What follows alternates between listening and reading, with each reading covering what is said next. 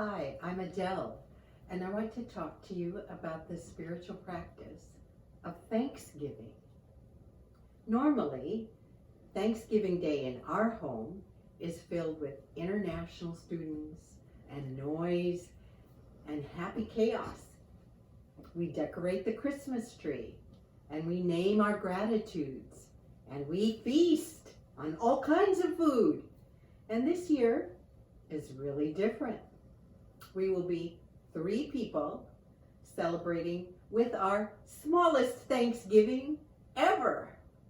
So let's talk about Thanksgiving when we are in a pandemic with all its losses and coping with election results and facing into systemic injustices we have avoided for a very long time.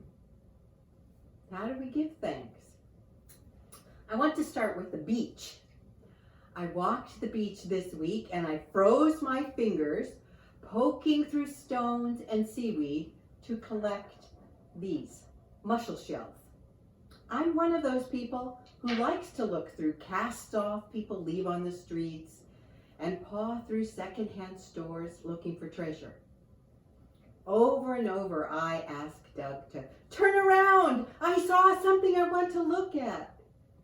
So now our home is filled with furniture Doug repaired and refinished. He made good things out of stuff nobody wanted. And our kids inherited the gene of looking for good in discarded stuff as well. In high school, our son loved to dumpster dive, partially to scandalize me, and partly to find out if we could be thankful for good food when it came as day-old donuts and lettuce with wilty leaves on the outside. Our daughter still scours for secondhand clothes because she doesn't want the landfills flooded with perfectly good clothes people throw away. So my point, messy circumstances, discarded things can hold reasons to give thanks. Mussel shells are ordinary, black, and everywhere. But when you look at the inside of the shell, there is something beautiful. Look, I'm grateful for the beauty these broken, open shells give. I made this tree from things the gulls discarded. The God of the Bible is also delighted to find value and beauty in the broken and messy. And God rescues discards from trash heaps. God plucks abandoned from the shadows. And God restores the marred and broken, making them priceless treasures that they really are.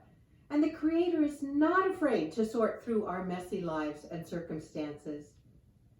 In fact, God came in person, in Jesus, to a less than perfect world with less than perfect people and less than perfect circumstances. And he still found reasons to give thanks. I would love to have a spontaneously grateful spirit, but I've found saying thank you for the apparent and extraordinarily good gifts does not give me that. But if I stop grumbling about the 3 people for Thanksgiving dinner or the elections or COVID and look for some unexpected treasure in the mess and disappointments of my life, I might be surprised by the goodnesses that are hidden there. And that turning to look through the mess again and again is what gives me a grateful heart. I will be having Thanksgiving dinner with 2 of the most amazing people I know, my daughter and my husband. And so this Thanksgiving is about letting them know how grateful I am for them. In 1 Thessalonians 5:14-16, Paul writes, "Thank God no matter what happens. This is the way God wants you who belong to Jesus Christ to live. Be grateful no matter what happens." Why? Because God designed us to find life and joy and love and thanksgiving in the mess, just like Jesus did. When there wasn't enough food to go around, Jesus gave thanks. and God provided. And at his Last Supper, before his execution, Jesus gave thanks. Jesus had eyes to see that God was at work when circumstances indicated otherwise.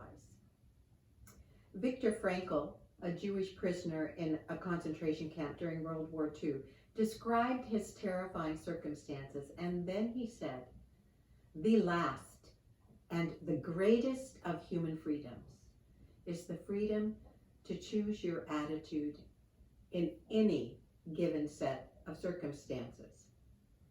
St. Paul, Jesus, Viktor Frankl, and now neuroscientists all tell us that grateful people have a greater capacity for happiness and joy and loving relationships. Gratitude, research says, improves immune systems and your general well-being. It increases resilience and self-confidence and generosity. Gratitude deepens relationships and brings empathy. It reduces stress and pain and sleeplessness and depression.